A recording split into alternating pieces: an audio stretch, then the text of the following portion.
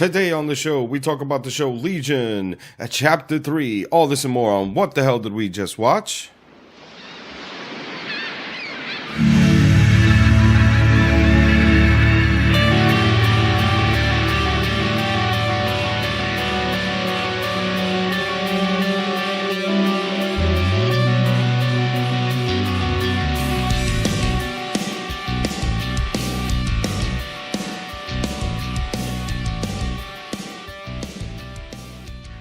Welcome to another episode of What the Hell Did We Just Watch? I'm your host, Lumotional Lou, and this is the show that helps spread movie awareness. And now on the weeks of Legion, we are helping to spread TV awareness. Yay! So without further ado, here is the latest info for Legion, Episode 3, Chapter 3.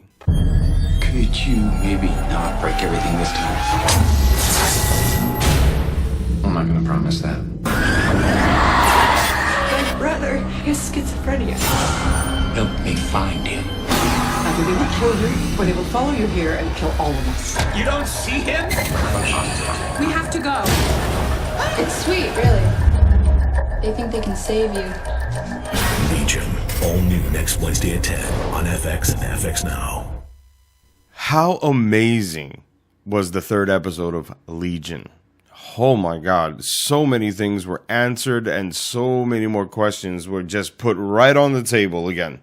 You know what I mean? And that's my favorite kind of way of storytelling when it comes to episodic TV shows and episodic storytelling. I just love that, where it just answers questions, gives you more questions to talk about.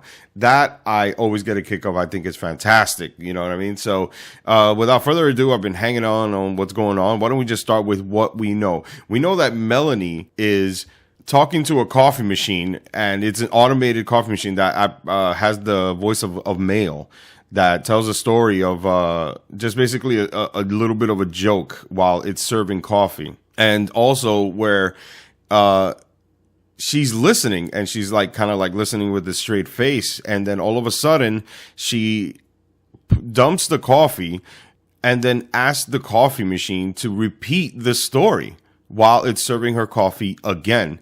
I thought it was pretty touching. And I was like, ooh, I can't wait to see what that's about. Paul tries to go into his memories. Paul and Melanie, they want to go into his memories one more time, but they're going to be what they call, I guess, a little bit more aggressive to knowing what is inside David's brain.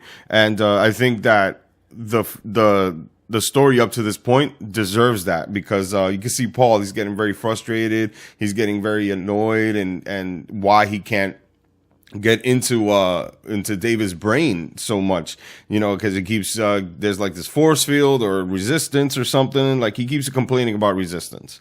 So he's had enough, and he's about to get into David's brain on a much more aggressive approach. You know what I mean? So whatever, we also know that David, or at least we know, is that David is resisting his powers, like I said, because the man with the yellow eyes keeps interfering with his memories.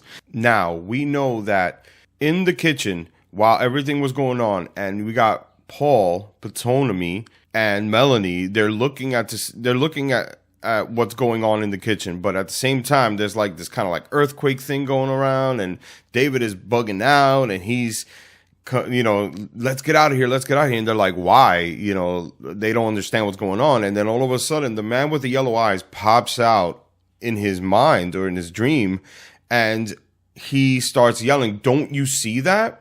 And they're trying to calm him down. They don't see what they're seeing. So out of frustration, they leave the dream, and Ptolemy, Paul, is just like super frustrated. He's so upset. I feel your pain, man. You're trying to progress, and you're ending up with nothing. So I totally get that.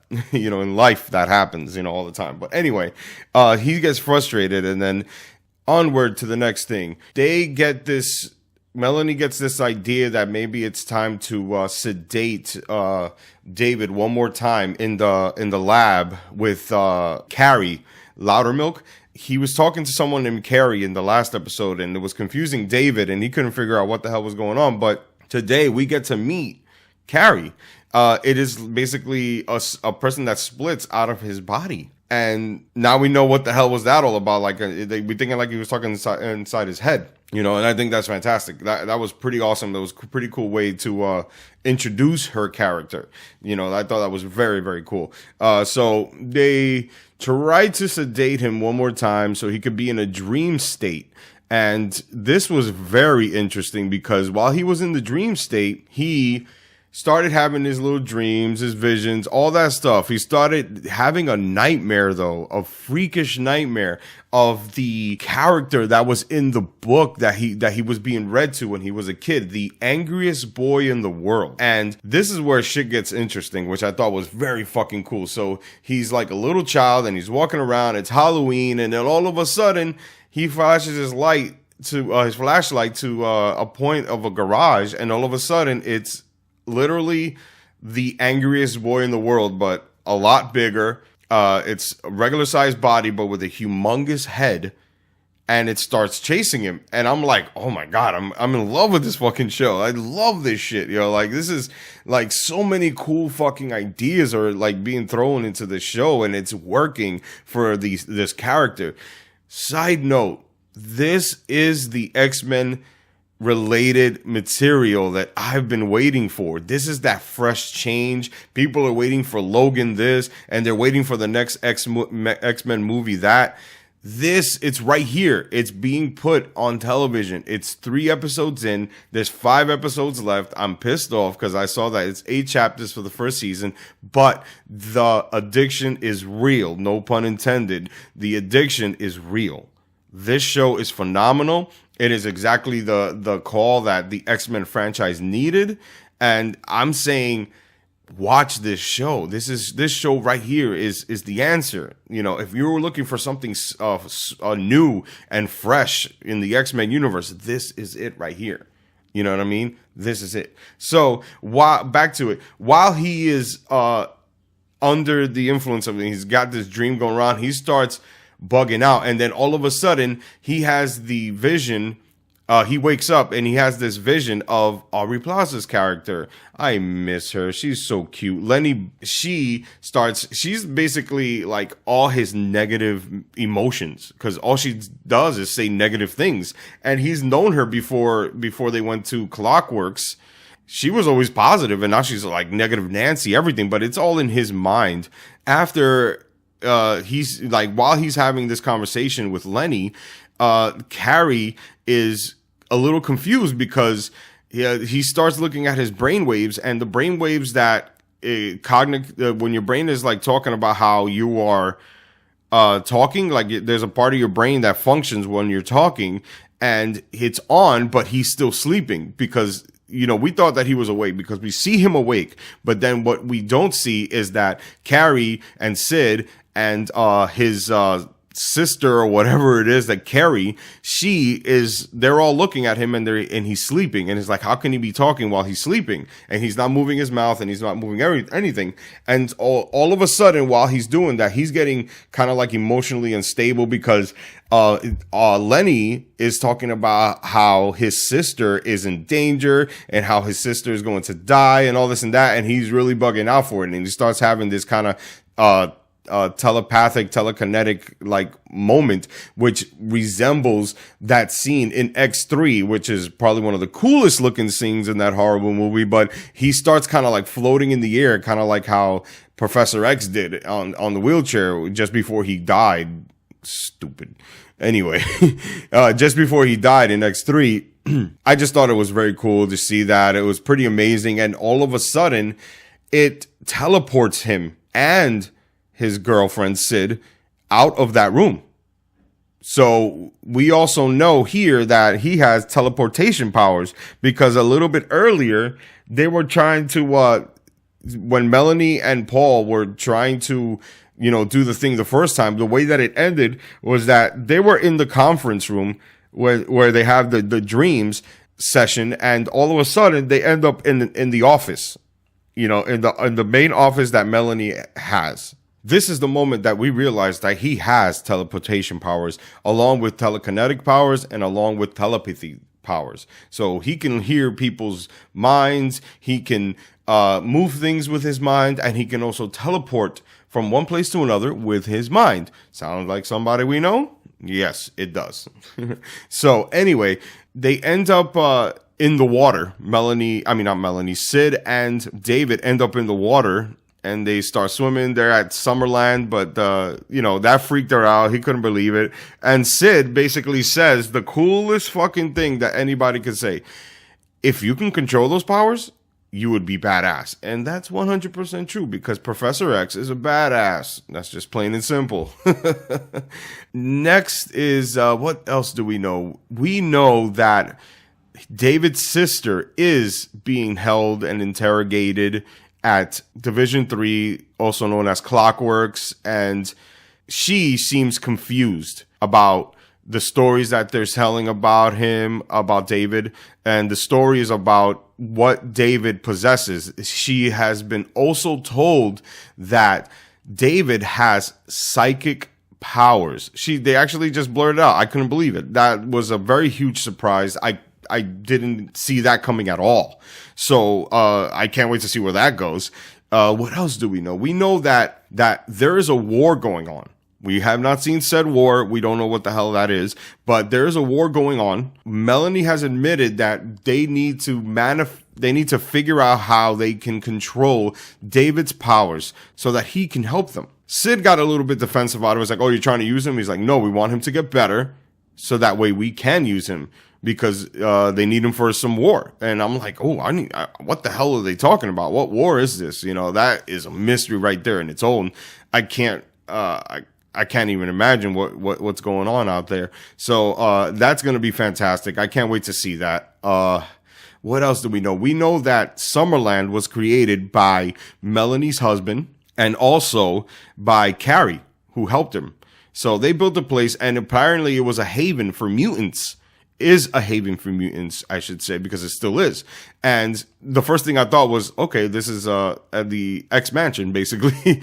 And so he was put, he's there. They took him out, and apparently he's in a safe haven for mutants. That's basically where they are, and they help them, I guess, be better at their powers. It's a hiding place for them and things like that. And I was like, okay, this is starting to feel a little bit more like X-Men, and that's fine because this is what I want. This is exactly what's going on, and I love. Walter, who is the Eye, we also know that the character named the Eye, we find out what his real name is. His real name is Walter. And Walter was one of the people that was a refuge at Summerland, but he unfortunately was not the best kind of person there. He always had evil intentions from what I'm gathering. So from the story that she said, he just always seemed to be evil in a way. So he leaves, and that is her husband is dead. And obviously there's only one thing that I can think of what happened, but we're not going to speak about that until it comes out. Yes, there's a theory, but I'm not going to delve into that theory. But point is, Walter was there. Walter leaves. Melanie's husband dies. Okay, that's all we know. Because that's all they gave us, But it's a safe bet to know and to understand that because she said that the male voice that you hear within Summerland is the voice of her husband. It's a pre-recorded voice of her husband. And so obviously now we know, like, there's no predictions here. We know that the man that is the automated voice for the coffee maker is Melanie's husband. And that's the reason why she dumps the coffee and keeps repeating what's going on, because the coffee machine, I'm assuming, will just work when coffee is going to get served into it. Coffee maker is on. So that's why she keeps repeating her husband's voice. I'm assuming it's her husband's voice, but I think it's a safe bet. It's not even an assumption. There's no reason why she would do it. Which I thought was pretty fantastic in its own right. It's the storytelling is very beautiful there and all that stuff. Onward, we go to find out that they want to sedate David even more and stronger so he can just show the memories a little bit more clear, so he's not so defensive about showing his memories either. They inject him with something. They all go under. they start seeing different parts of his life again. You get to see Philly, which was David's ex-girlfriend or girlfriend at the time. You get to see him hanging out with Lenny again. You get to see what happened in the kitchen a little bit more. You also get to see the Halloween sequence a little bit more. And what's weird is that while they were looking at things and while they were seeing things, Sid starts seeing things. She starts to see that all those negative things. She sees the man with the yellow eyes. She sees the angriest boy in the world. She sees all this like hostile stuff. She sees the walls breaking and splitting open. You know what I mean? That is fantastic.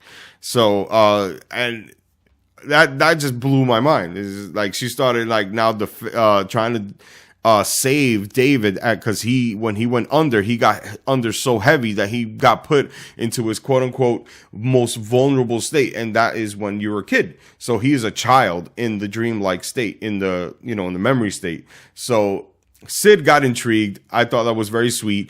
And also Melanie, because she went under, all three of them went under.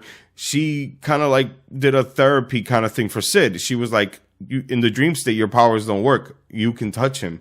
And she had like this kind of moment where it was like therapeutic for her. Like she felt like this kind of like calm of her hugging David as a child. But it was more for her because she can't touch people because, as we know, she has the powers for 2 hours anyway, from what we know, to jump into someone's body by touching them. Hence why she doesn't like to touch people. You know what I mean? So she likes to protect herself. She had this fantastic conversation about how she doesn't believe her body is hers. And that makes total sense. I thought it was very cool. You know, her soul, she says her soul is hers because her soul never changes. She goes into body, into body, into body, and it never changes. But she doesn't feel that her body is her own. And we know that we live in a world where we know our body is ours. It is our body because, science fiction, is not in the real world. So Sid and company are in this dream. They're running around. Paul, Ptonomy, and Melanie, they're not seeing what they're seeing. And then all of a sudden, Sid separates from the group, and so does David, because that's where she goes chasing after David. David separates from the group. She goes after him. And so now she's protecting him because while they're running away, now they're being chased by the angriest boy in the world.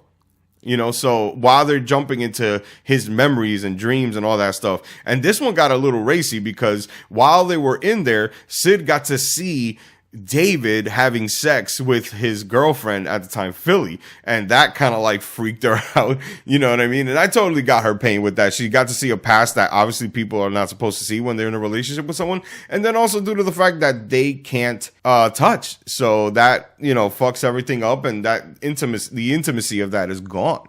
You know what I mean? So that's sad.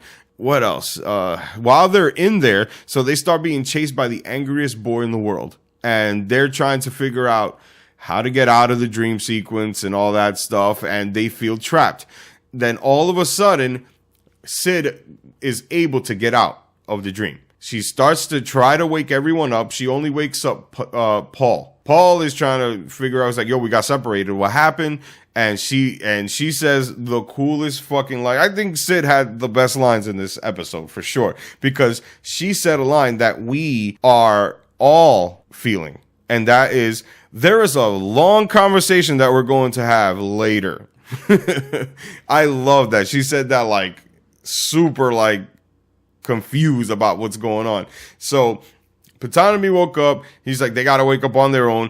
We're seeing a little bit more of Melanie and how she's like running around, not running around, but she's walking up the stairs of the house, of David's house. She notices that these two apparitions of the memory of David's memories, they noticed her or they stared at her for a second. And then, as she walked away, she felt that was strange or that was weird, but she just kept going. She went to David's bedroom, and that's where she finds, again, the book of the angriest boy in the world. I'm just going to keep saying it, the angriest boy in the world, because it plays a big factor into this episode. So while she's there, the book accidentally attacks her. It's like smashing her hand inside the book. And then behind her, the man with the yellow eyes appears. She doesn't notice him, but here he is, lo and behold, coming right up. And then all of a sudden, she wakes up and she thinks her hand is crushed, because when in the dream, she saw her hand got crushed and it was like all over the place. And she shows her hand and it's fine, because in the dream world, what happens is not the same as what happens in the world. She wakes up. David is still under.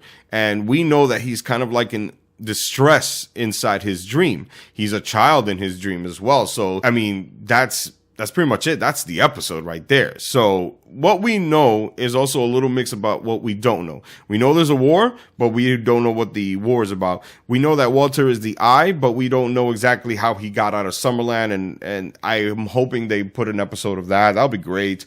David's powers is slowly coming out, but we don't know exactly, where's the limit of that power, so, these are the things that we've got to be on the lookout. You know what I mean? And one extra thing that we know is that what I was saying last episode was that he was being told by Division 3 /Clockworks that he is schizophrenic. We get to Summerland and Melanie tells him that he is not sick, but that his powers is the not controlling of his powers was making him feel or think that he's mentally ill, which I didn't buy. I didn't like that. So in this episode, they still keep the secret of, is he mentally ill? Is he not mentally ill?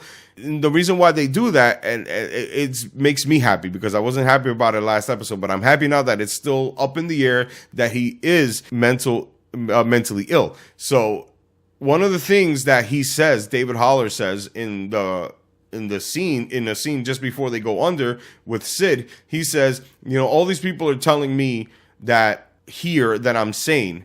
What if I really am not? And then it was like cut to commercial, and I was like, fantastic. Yeah, I'm happy with that right there. Just keeping the mystery of his mental illness still keeps the show very, very strong and keeps you guessing. It's not cutting corners, and I love that.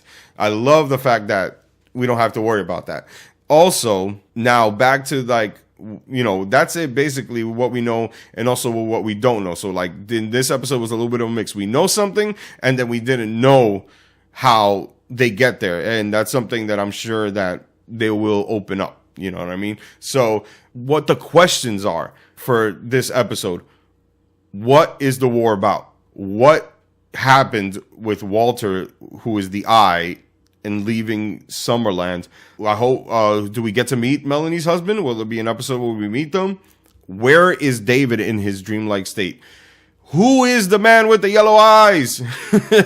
That is a question that we need to figure out. And I cannot wait until they do that. I'm so excited for this show. I'm so excited for what's going on. And just keep it moving, man. The show is doing a great job. FX, you hired somebody fantastic to do the show. And if you didn't hire him, then Holly, you're doing a great job. I know you're doing a great job with Fargo as well, because that's an amazing show. So we could not expect anything less from you when it comes to this show. So I think that's pretty much it. I talked way too much about Legion episode 3, chapter 3. So without further ado, just let me say this. If you are not subscribed, please subscribe. You can follow me on Facebook.com/Whatthehellpcast. You can follow me on Twitter.com/TheHellPcast. You can follow me on Instagram.com/Whatthehellpcast. You can go on YouTube. You can go on SoundCloud, Google Play, Stitcher Radio, everything.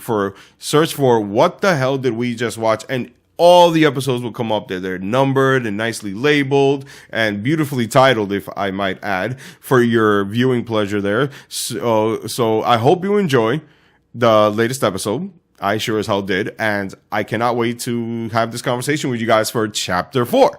So this is L'Emotional Lou. What the hell did we just watch? And I just got one thing to say. Peace out, yo.